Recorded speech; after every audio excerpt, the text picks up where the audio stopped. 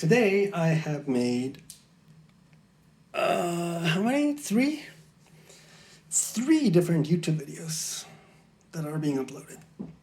I think 2 of them are already uploaded. Excellent. And I did all of them with my hoodie back here. I had it on. And then I thought, I don't want that hoodie right now. I just want to take it off and just wear my yellow shirt. So I'm recording this video with only my yellow shirt. And it's a little colder. That's okay. Let's see if I renege on my choice and put it back again. Is that a right use of that word? No idea. So, what is it that I'm saying in this video?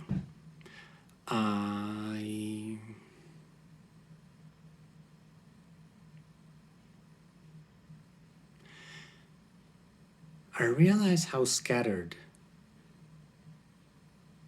or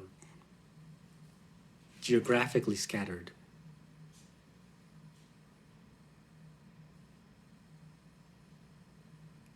the people whom with I feel intimate connections are.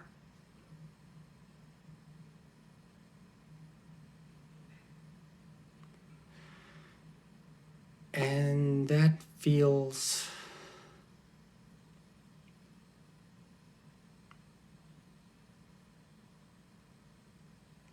at times frustrating.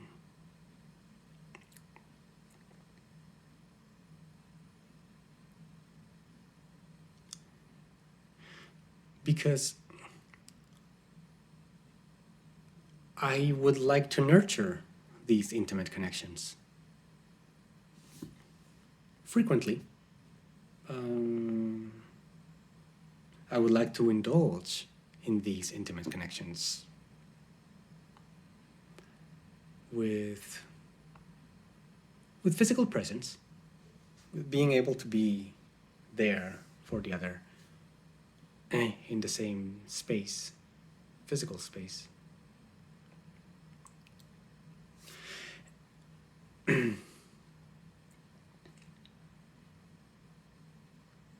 And I often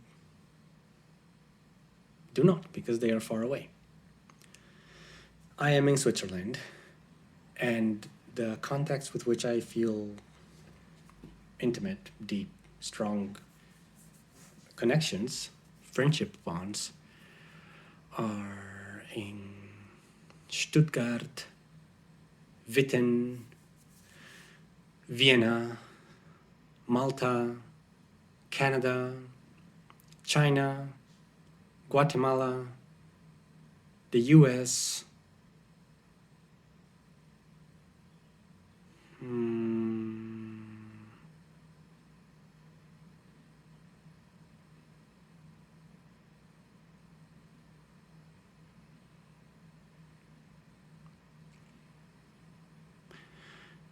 and I as a person, I'm in Switzerland.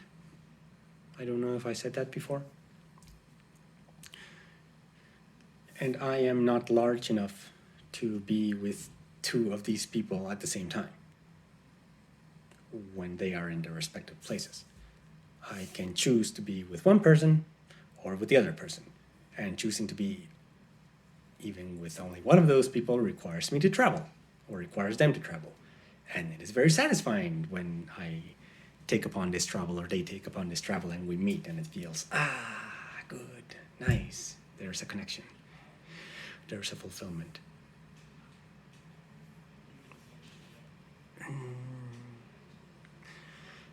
And I don't feel able to have this connection often.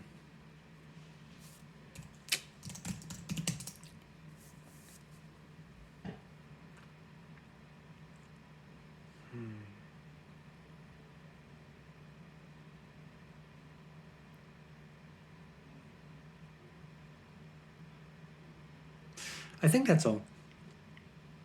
No need to make a video longer than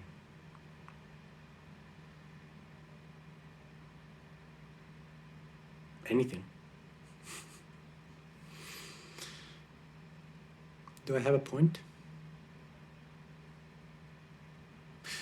Well, yes. What brought this up is that sometimes when I want to nurture these connections, I feel like we want to share what's been going on with us.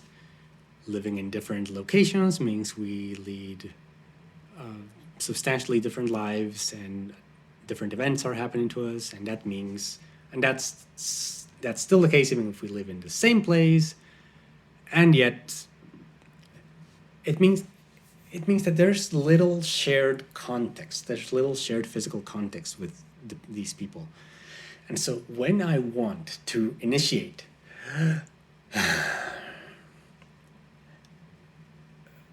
conversation, communication with one of these people, one of these friends of mine, the context is not set. The context of each of us is not set.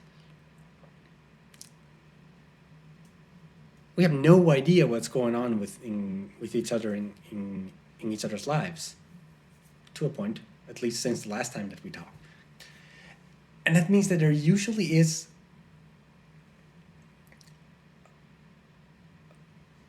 an abundance of events, of thoughts, of experiences to share.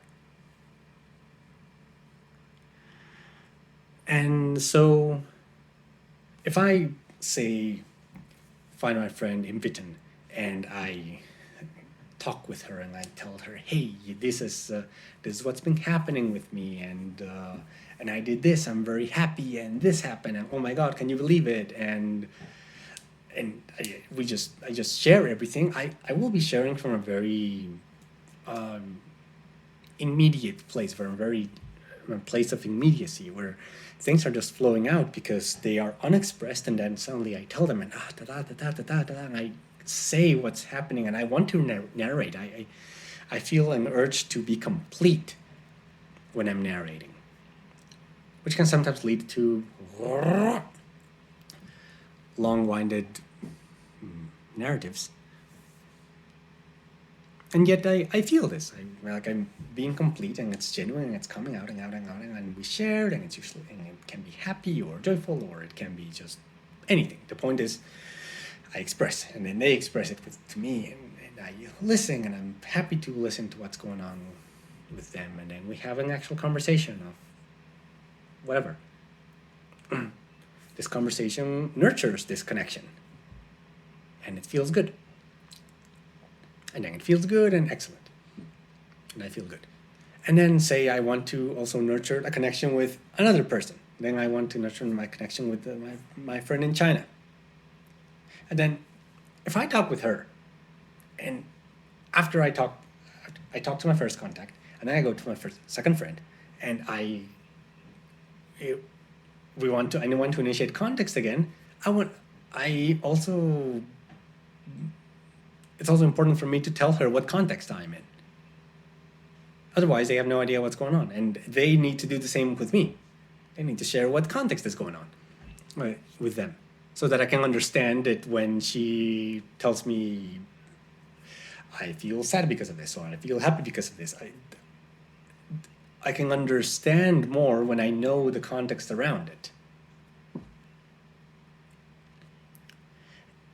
And the thing is, the second time when I say everything that's having happened to me in my context, and I just share it,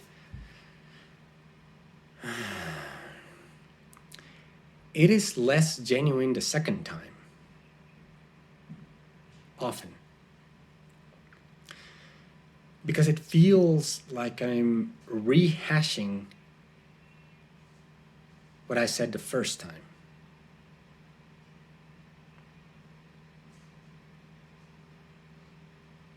Often. It doesn't always feel this way, but it often feels like that. Like, oh my God, I just said that. I just spoke that a few hours, days, weeks ago. Now I'm gonna say it all over again. And something just feels a little less genuine, something like replicating, like like anyone who writes either with literature words, literary words, sure. Whoever writes with literary words or perhaps programming code knows that one's writing, and then suddenly, oh, you forgot to save, and the thing just disappears, and then you realize, oh, I have to write it all over again. Now, because it will never be like the first time around, and I know with French it doesn't need to be like the first time around at all.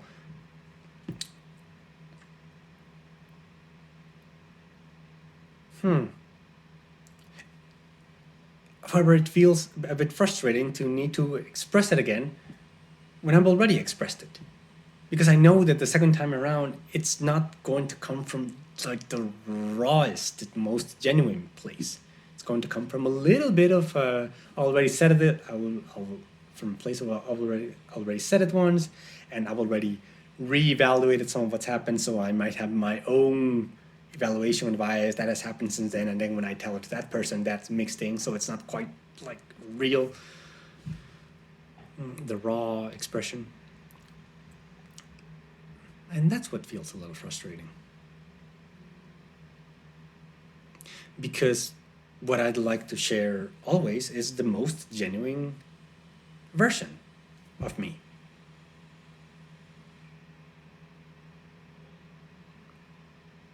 I guess it's also possible to just say to this person, I already said this a little while ago, and I'm telling it to you. I'm annoyed because I have to tell it to you again. It's not going to be like the first time.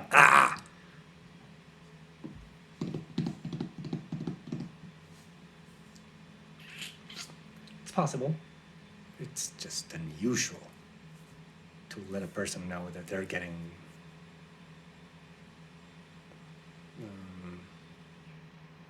secondhand stories. And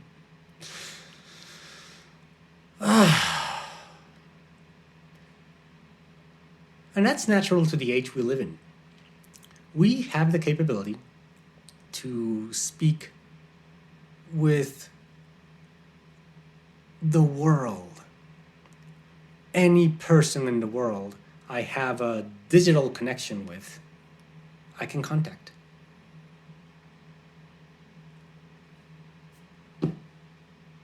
And I can contact them in a variety of ways. It can be written. It can be slow. It can be fast. It can be a video chat. It can be an audio message. It can be pictures. Oh, media, it makes our lives richer. We can express our media, our colors and our shapes and our words and our events and our emotions through this screens. It feels pretty unprecedented to me. In the whole of human history, this has never happened before. Never. And now we get to experiment with it. So now we're a generation that's realizing, oh, okay, we can do this. Okay, now I feel that the intimate friends don't need to be here because we're moving really, really fast now. And now I can be here today and I can be in Thailand on Monday, as long as they don't have a COVID lockdown. It's just not hard. Just know the sites, have enough money to spend so that companies take you from one place to another, and you're good to go. You can go anywhere. And so we do. Oh, this video did extend a lot. Cool, I had things to say. Yes. Yeah, we do. A lot of us are jumping around. Jumping around. Sometimes actual living places, residences. But often, even just going to a place for 2 weeks or a month is common. It's common among middle class of developed countries.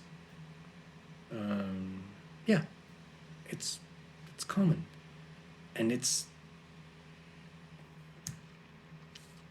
of course it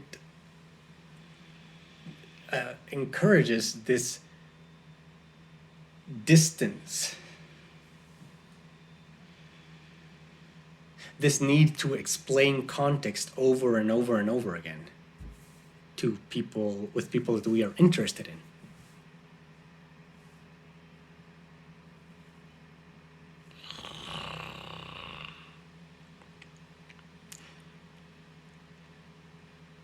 It's new in human history. It's new. What do we do with it? Do we allow these connections, close in feeling and yet distant in space? Do we allow them? Do we treat them differently? How do our bodies react to it? Oftentimes, an attraction and intimacy with a person is the fuel of it is the body. It's like, oh, I'm attracted to you because you're very attractive. I want to fuck you. In the rawest form. Or I just want to spend time with you and I want to get to know you. You seem very interesting. Oh my God, you have beautiful eyes. Anything. That's very of the physical space.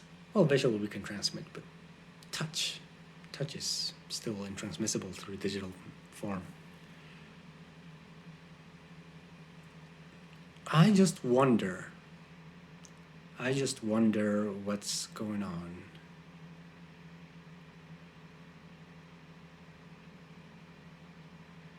What we are heading towards.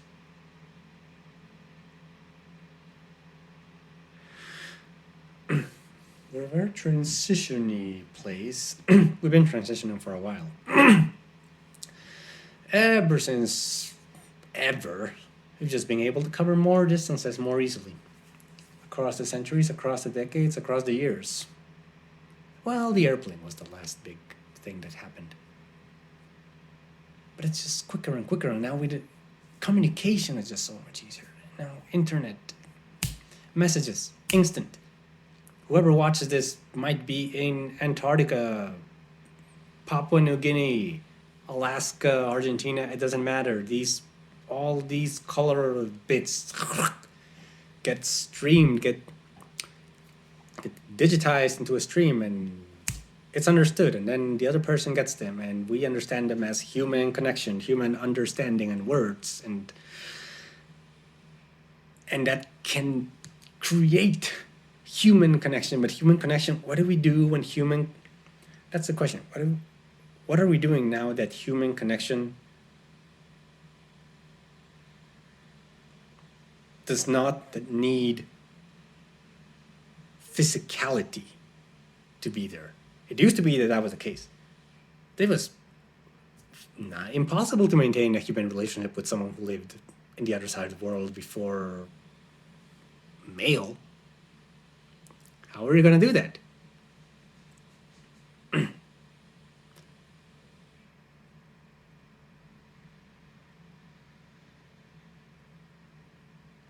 Now we are able to.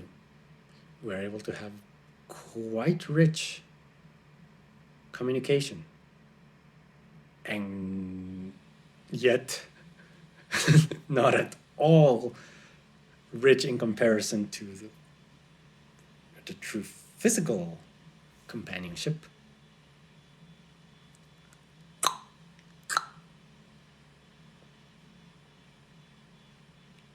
I wonder, what do we do with it? And part of it,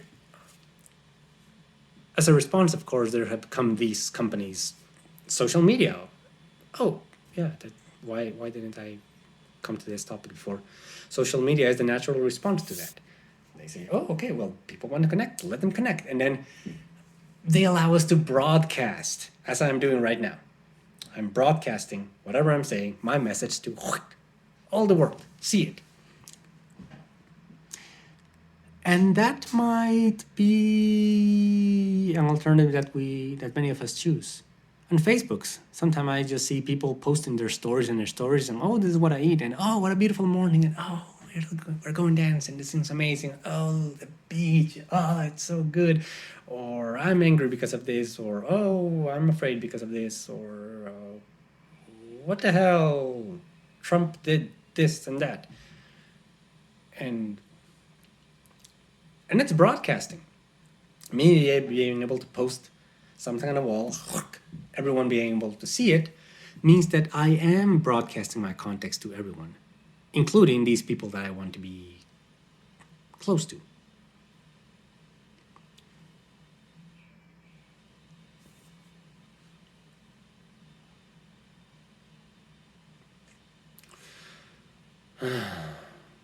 However, broadcast messages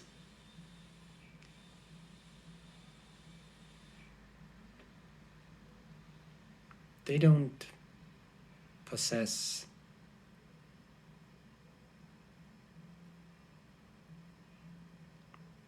no. They can totally possess the rawness and genuineness of any kinds of other messages, even one-to-one. What happens very often is that many of us are not listening. If I have 10 good friends that I am very interested in, and everyone's posting all their stuff on Facebook, and interspersed, person A posts this, and I understand, and I realize, oh, and I feel, oh, that's pretty cool. Okay, now I know this about this person. I know person B, I know person A again, I know person C, I know person D, I know person A, and it becomes a list that sometimes has felt to me like this list of things to memorize in very differing contexts. Whereas before, spending time with one person and sharing was focused, and one was able to thread a full story, narrative, topic in its fullness. Now I feel many of us are just getting like crumbs, like, oh, I get your crumb, and then your crumb, and then your crumb, and then your crumb, and then your crumb, and then many of them are related to each other between the different people, because different people might be relating in different ways to the same thing, or in the same ways to the same thing, and then I kind of form an association of, oh, these two people relate in the same way. But they're crumbs about the person, about what is that person sharing. It's to really find out, I need to follow the crumbs. Oh, what do you say here? What do you say here? What do you say here? Oh, that's what's happening to you. Okay, cool. And then I can understand. It's different. Certainly for myself, I feel that it feels not worth it.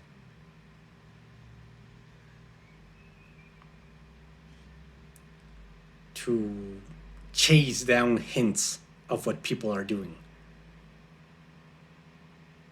Especially because doing this takes time, and time is infinitely absorbable by the internet, in theory. It just doesn't stop. I could scroll for a long time to figure out what everyone is doing, what everyone I care about is doing. And then half an hour later, it might have grown a lot. It might have grown a little. If I'm paying attention to that, I'm using up my attention energy on that, and it can be constant. Again. And if it's constant, it's draining my own energy, my own attention energy. I'm paying attention to other people instead of paying attention to me. It's because it's so accessible. It's so accessible. I can at any time just type into a website and feel, and oh, just scroll, fast, fast, fast. That's what the technology has given us. Fast communication. And when our body actually tries to keep up with all the inputs in the world.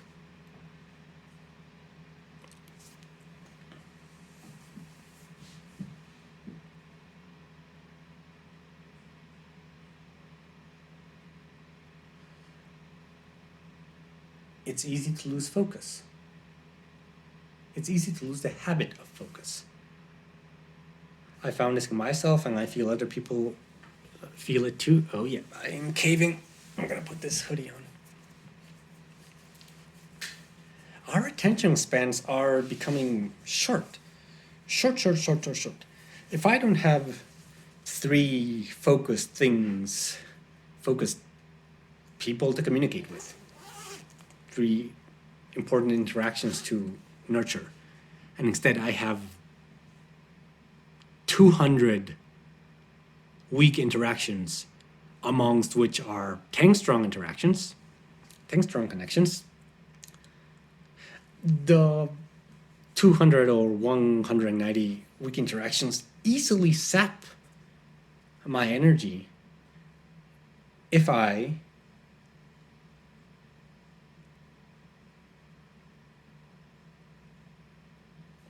do not consciously choose where my attention goes.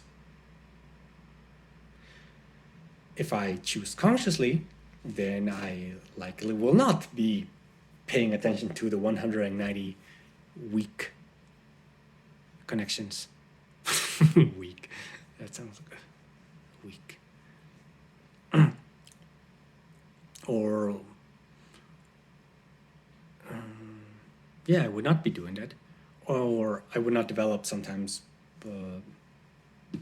what I would call slight obsessions at times on figuring out what my strong connections are up to and doing, and trying to figure out their context through their crumbs.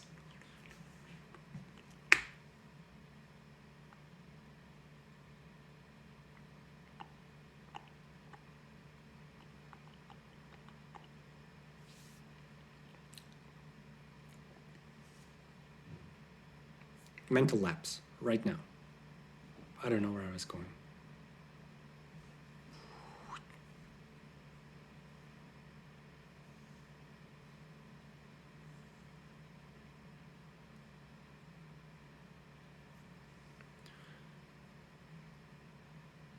Oh yeah, how we deal with all these distractions. 2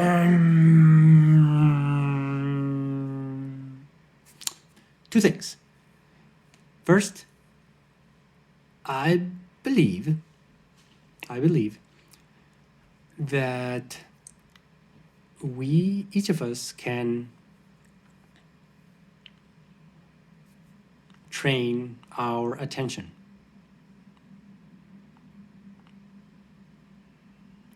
So that even this myriad of sources of distraction along the internet or other fast modes of communication do not drag us into the whirlwind. I believe that is possible.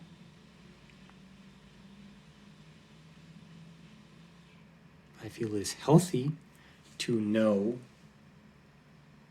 that sometimes we want to nurture these connections, both by expressing and by listening, and sometimes we want to do our own thing, or want to not be immersed in that social network. Sometimes I do things for myself.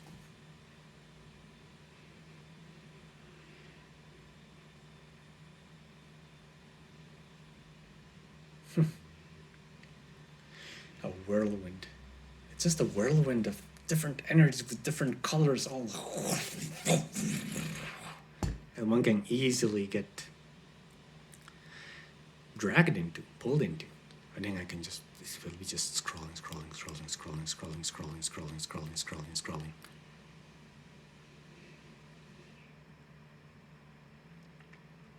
scrolling. First, it is up to us to choose. Okay, I'm mindlessly scrolling, blah, blah, blah, blah, blah. Suddenly, oh, what am I doing? Do I want to do this? Do I actually want to be filtering out the Facebook ads that annoy me in between the updates that I'm not really interested about with the few posts in between that make me laugh or make me feel like, oh, what the heck is that? in between the very few things that actually are of valuable interest to me, trying to like dig through the crumbs. Do I want to do that? I can want to do that. If I choose to do that, then I'll go do it. However, at the point that the choice is made, it is no longer mindless. It is mindful. You just put your mind to it.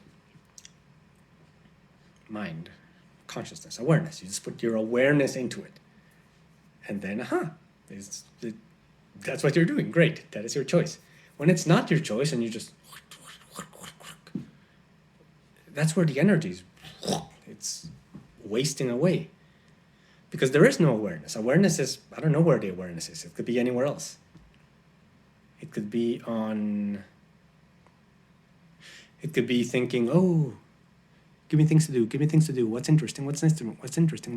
Give me richness in life. Something that I haven't seen. Something I haven't seen before. Can you give me something? Give me something? Because I don't have any of my own. I don't have any of my own. I don't have anything interesting happening with me. I don't have anything interesting happening with me. Oh no, I'm a boring person. But maybe you can have something for me. Maybe you can have something for me. Oh, guy free diving. Oh my God, I could do that. Oh my God, I'm not doing anything with my life. What is he doing, person? What is he doing? Oh my God, he went to this island in the Philippines and it looks so amazing. Nothing like that is going on in my life. And I'm just here on Facebook looking at the media. Oh my God. Maybe that's where the awareness is. The awareness might be on trying to find value for oneself in that mess of things. Like, how can I appropriate some of that value for myself? Or looking at it through a window like you're a monkey trying to grab onto the things of the people on the other side. And if there's awareness put into it and realize that one is not those people, one cannot have their experiences, and that their pictures and their sharings are not always what is accurately reflected on those pictures, and what one interprets from those pictures does not always correspond to what actually was happening in the picture. Given that entire line of miscommunication that can happen, and realizing that, then I feel that I certainly would feel awarely like, I don't want to do that right now. I have other things to do. Or if I have nothing else to do, then I still don't want to put energy into that. Because there's no value for me. The value for me would be going like,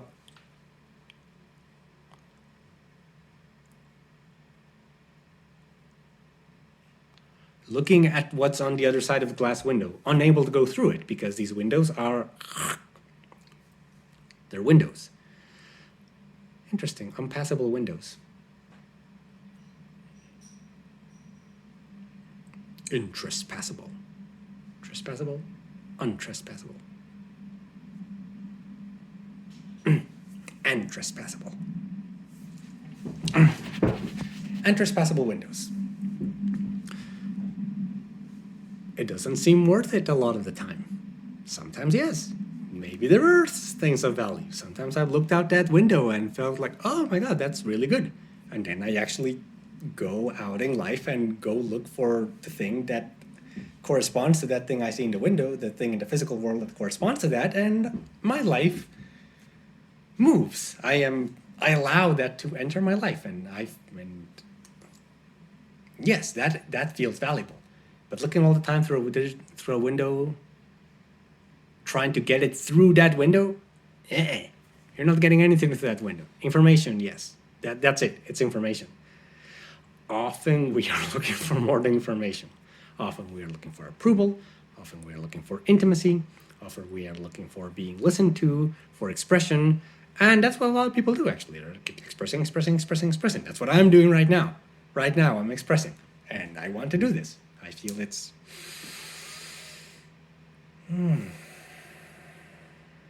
It wants to be said. It wants to come out.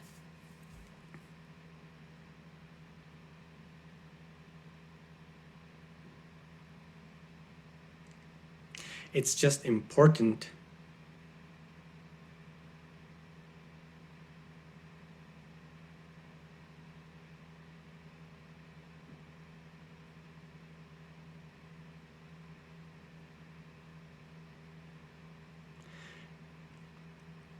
that we understand the nature of this communication.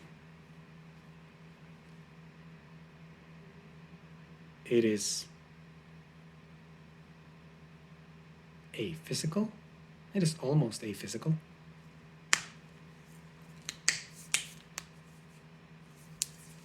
It is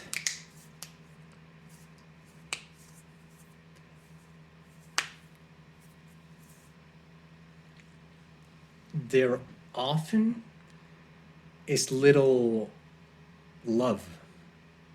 There's little genuineness and truth in what is being said. And often, also probably more often,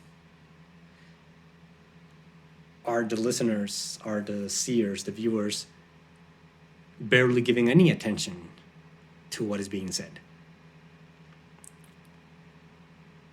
When one knows that, when one recognizes the diluted nature of the communication happening in the digital manner,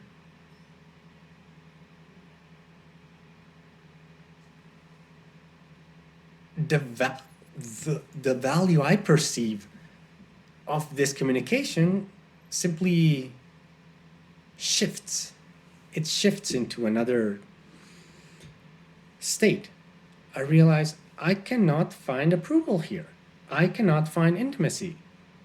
Yes, I can write something that I feel, oh my God, this is amazing. Or can take a great picture, and then people can comment again and say, oh my God, I love it. And oh my God, where did you go? I'm so jealous. Blah, blah, blah, blah. You can do that, yes. It's just diluted. It's important to know that that's happening. By knowing that, I feel I find more motivation, more realization that this digital communication is not where I want to spend all of my energy on, and probably not the majority either. It's my choice, of course. Depends on the person, and I want to spend some of it. Like right now, I am speaking to the world, broadcasting. It just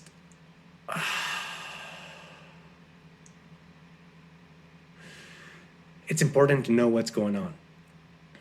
I feel many of us are still monkey-like, thinking that we can grab the thing through the glass window. Because it is so new. This form of communication is so new. This immediacy of video, this interaction right now is the richest that we have figured out how to transmit, except for experimental 3D HoloLens and touchy things that all of them are experimental mode. This is the most the richest expression we can make in the digital world right now. And it's marvelous. There's a lot that can be transmitted. Ooh, mental labs. I have no idea what my point was. Again.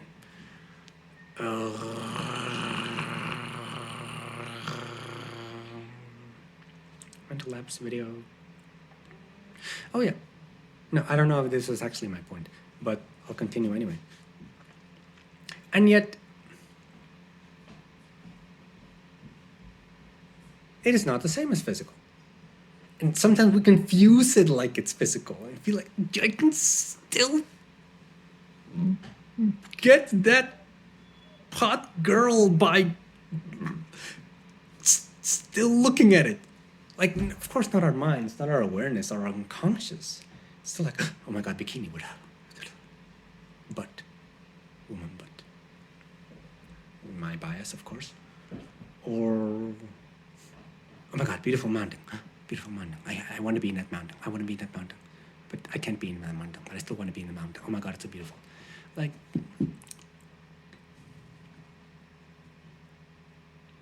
sometimes these are our internal unconscious monologues. Awarely, of course, we do not think like this. Awarely, we feel we often shield our what's really happening, and sometimes these feelings of, I don't know,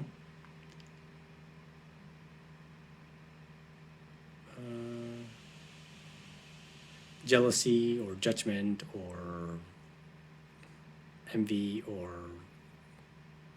I don't know, anger, lust, sadness, appreciation of beauty even, humor, all of these things, and mental lapse again. All of these things. I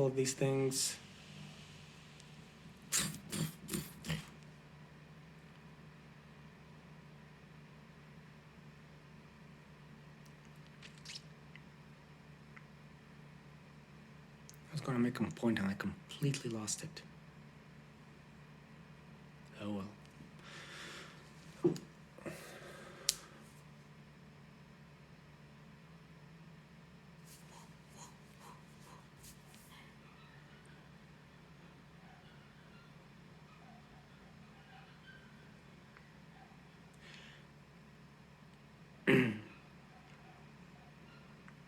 Our thoughts and our habits often cover up those emotions that at times guide us unconsciously into looking for approval or for intimacy or for connection or for value or for entertainment. Often our mind is covering it up with distracted thoughts, with habits of saying, oh, how cool, you're amazing, I'm so jealous, I wish I were you. It's hard to make examples in the social media context because there are so many flavors of conversations happening. Just as in the human experience, just as in the human communication in the real world, all kinds of conversations happening here and in the physical world happen over there. In the YouTube, social media, digital world.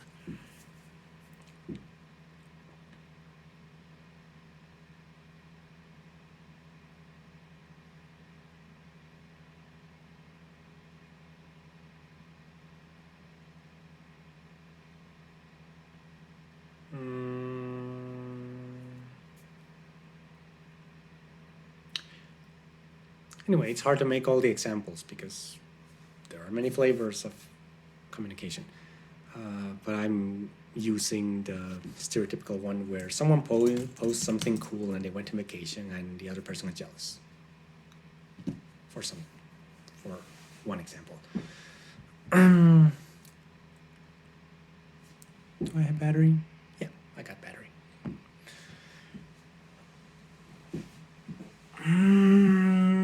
social media communication reach distance. What do you do when other friends are all over the world?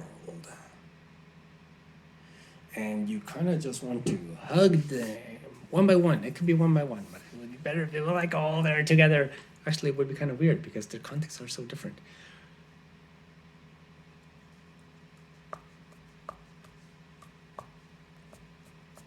Cool sound.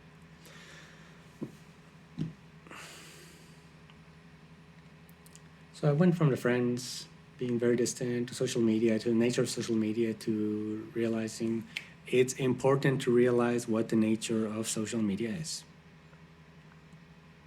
It's very rich. It's not as rich as the real world, as the physical world. It will not provide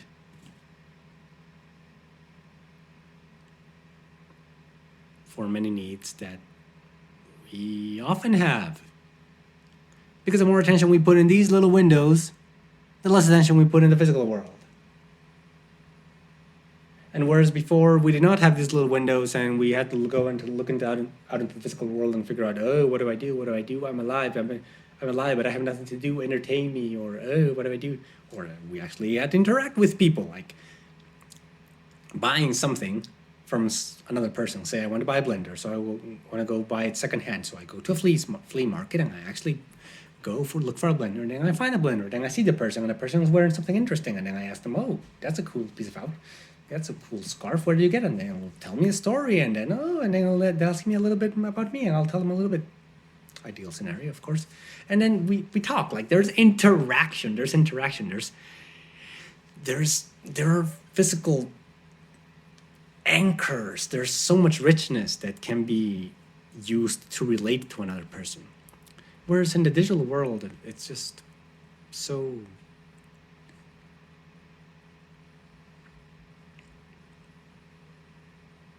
it can be sterile.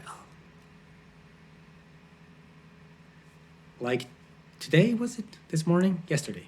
Yesterday I got a 4G router off of a secondhand store. It was a guy. Like I communicated with a guy. And yet the interface was made so that it was the easiest to buy. Just buy now. Deliver to this address. And then he sends me an email saying, thank you for purchasing this thing. I will be happy to send it to you, and thank you for communicating, and bye-bye.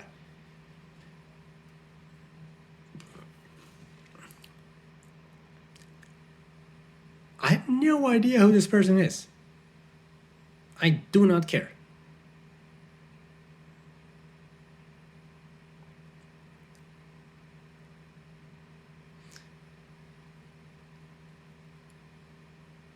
And I feel that interaction brought from the physical world to the digital world lost some of its richness.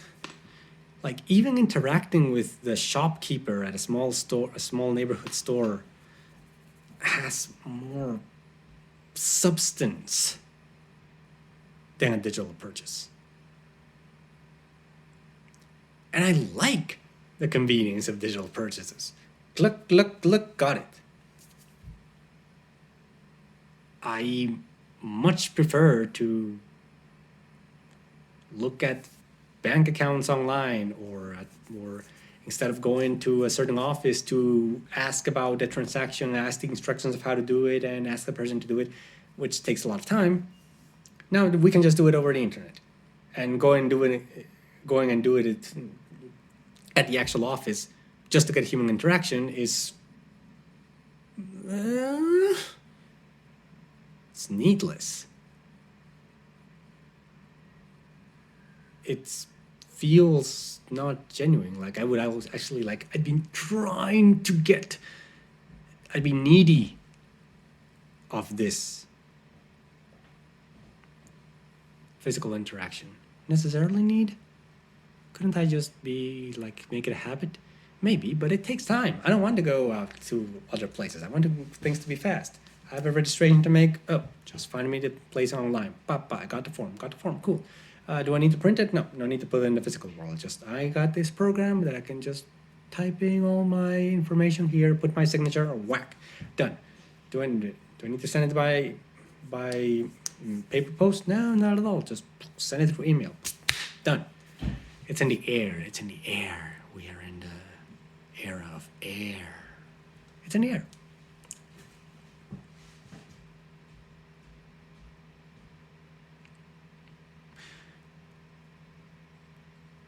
When our experience has become faster and so much airier, how do we compensate for the parts of us that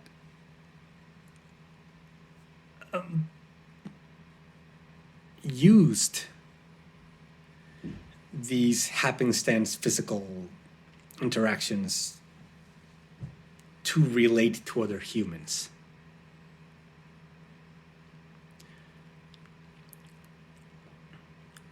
The least interactive person 20 years ago still needed to interact with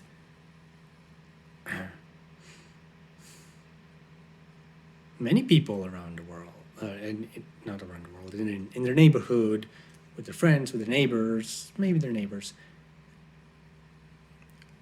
Depending on the culture, they still needed to go out and do things in the world. 100 years ago, like so much more. And it was viewed even as, it feels somewhat annoying, sometimes annoying to go and talk to people I don't know to do things that I don't really feel my heart is in it, but I still need to do it. And now we've been like scraping all of that stuff off from the physical world and just saying, no, we don't need that. You can just do it over the air. Just have this little tool that processes information in numbers, and it transforms it into words and sounds and colors and shapes, and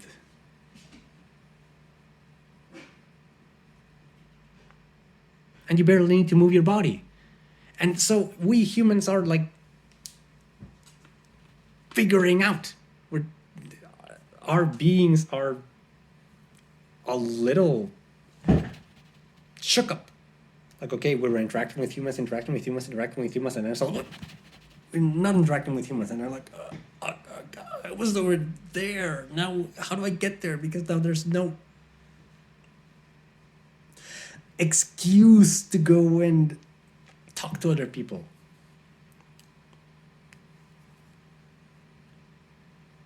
As individuals and as a collective, I feel we are adapting. And there are several ways in which we can do this. I've already mentioned one. I feel that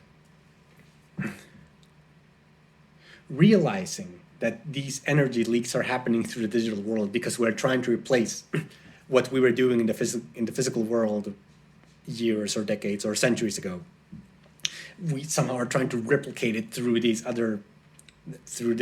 digital world. It's important to realize that the nature of this communication is different. It is not as focused as it is in the physical world. In the digital world, it is diluted. It's just everywhere at the same time, and abundance somehow dilutes the value of something. Well, that's supply and demand law for you, for me, for us, all of us together.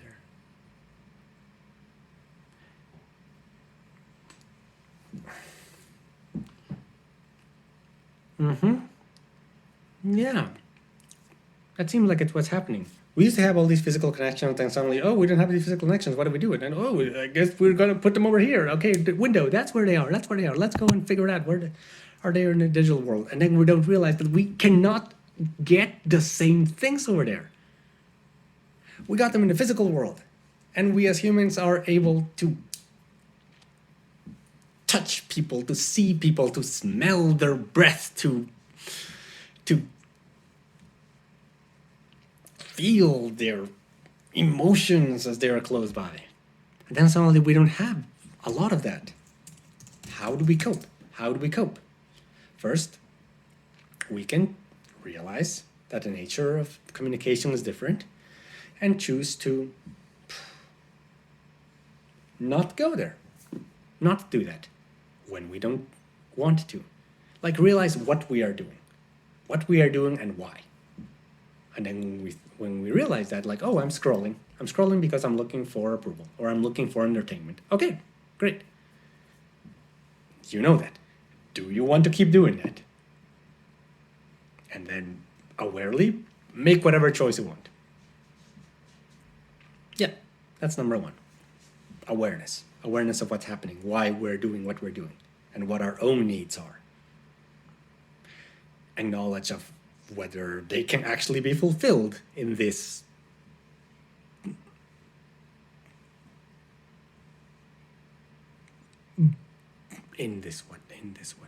format. Can they be fulfilled in this format? Maybe they could. Maybe we want information. Maybe I want to know. Maybe I need help figuring out how to evade the tax system, and I know a friend who has done it, so I can contact them, and they live in Colombia, so I can do it over the internet. Great, I can get it. Maybe I just want entertainment because I know that right now I don't want to do anything else. Cool. Scroll away. Be aware. That's the key. That's an important key.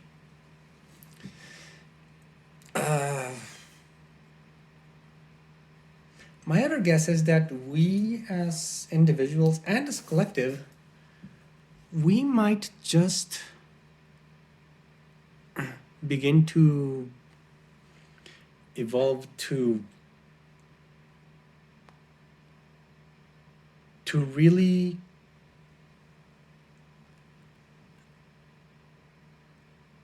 understand other people deeply via these breadcrumbs that we leave all over the place for each other. Maybe we humans learn to evolve these breadcrumbs and make them something that actually feels intimate and true and raw. I mean, if right now our level of substance of our communication is over here, and the expectation is over here, the expectation that listeners have that they will get of this from this connection is over here, then maybe both of us can find a middle place. And perhaps us as people can learn to communicate with more richness, as we already have in the last 15 years, I'd say, from communicating mostly with text and sometimes and then pictures, and then suddenly, oh, video, we can communicate with video, and it's not that hard. That already increased the richness a little bit.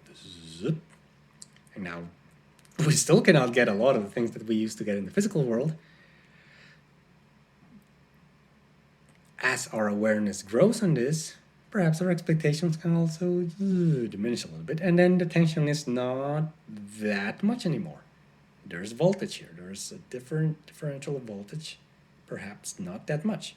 Perhaps as time changes, like we will have a little bit of a richer environment. Perhaps we can simulate touch and hugs, and it feels really good. And then the expectations, and then you realize that you can never really have the emotional energy of the other person in the same room, so you kind of go down. Or maybe we do find a way to encode emotional energy. I have no idea. The point is, there is a discrepancy right now between the richness we can offer in communication and the expectation that we have. Because we used to be in a physical world, and then these two were okay, and then suddenly everything moved to the digital world. Now how do we this tension needs to resolve itself somehow. Don't know how, don't know when, but I have the feeling that even the younger people that are alive right now are way better at tracing, at understanding people, at understanding the world via collecting breadcrumbs of information here and there and there and there. Oh, this person said this and this and this and this and that and that and that. If their brains are very plastic and elastic and flexible, and they just, that's what they learn from the beginning. Like, oh, my friends, yeah, oh, what's your name in school when you were 7 years old? Oh, I'm Matthew. Oh, I'm John. Cool. Let's communicate. And then at the house in the middle of doing their homework, they just see each other on Facebook, because maybe 8 and 7-year-olds have Facebook later in the future. They will learn to know that Matthew, they will learn to know a pretty complete story of Matthew to put it together in their cognition, just via the breadcrumbs that they are broadcasting to everyone. And maybe people just more naturally broadcast, and they naturally broadcast things that are more relevant, or things that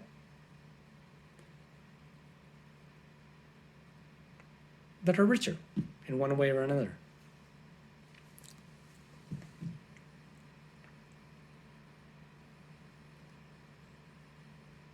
So yeah, that's another way that I feel we might resolve this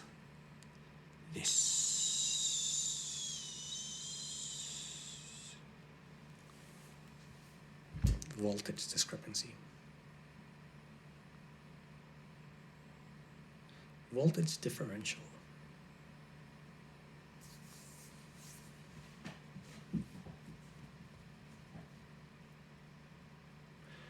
Is there another way? Choice, natural evolution.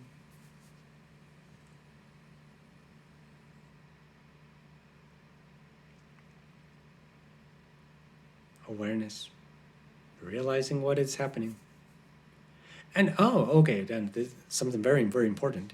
Realizing what our own needs are, what our own desires are. What is it that I was looking for? If I walked in this, if a person walked 30 years ago just on the streets, delivering, I don't know, selling food on the street, and now that's not feasible because Uber Eats is around. These people that perhaps they unconsciously automatically gathered entertainment and connection just by talking to 100 different random people along the way. And now that they can't do that, well, perhaps we can come back, not to try to just find another 100 people to randomly connect to in the digital world and try and expect that to be the same, but rather figure out, well, what is it that I was trying to feed myself with? Was I looking for approval? Was I looking for new faces, new experience? Was I looking for being useful?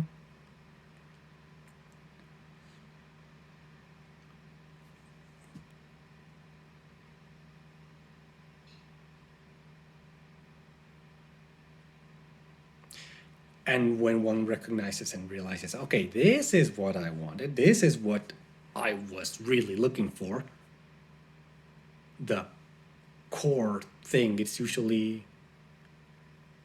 in my experience, it's usually approval, intimacy, sex, simple physical desires as well, sex, hunger. Sex is a big thing, actually, because it requires the other person to be in the same space. And that happens less these days. And of course, there's Tinder, and then fast sex happens. Somehow, maybe.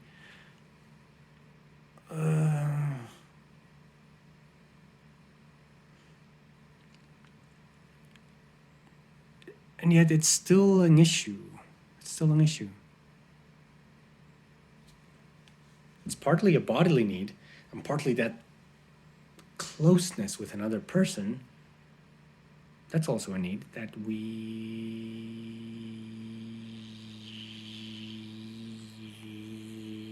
have inside of us.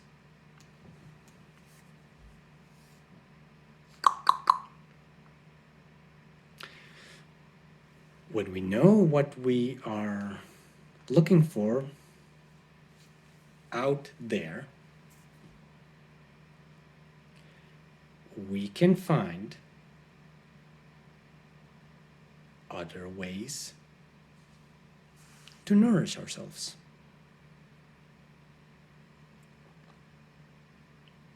We can even find ways to give what we're looking for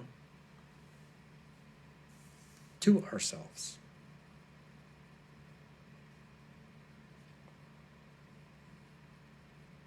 This includes approval. This includes intimacy.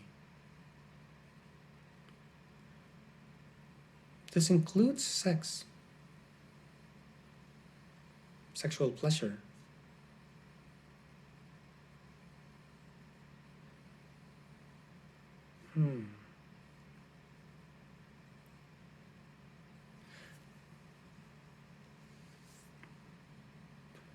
There are many things.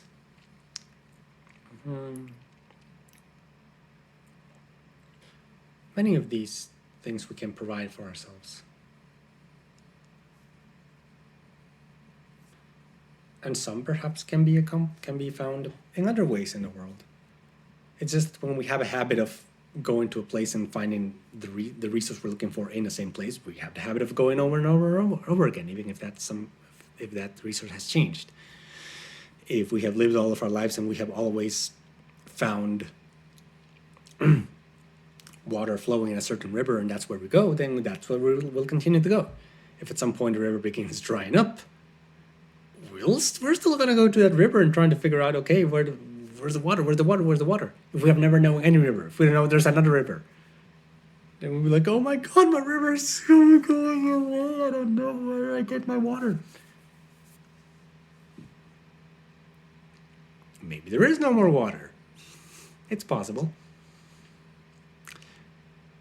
However, our needs are... I have the feeling that as humans, our needs are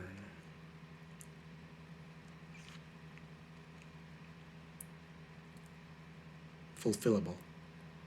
They can be fulfilled in the world in many ways. And most importantly, they can be fulfilled when we choose, when we are aware of that need, of that desire, and we awarely go in the direction of fulfilling it.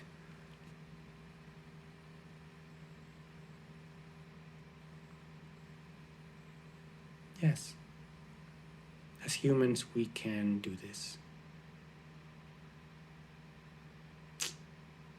That's good. 1 hour and 8 minutes is sufficient for me.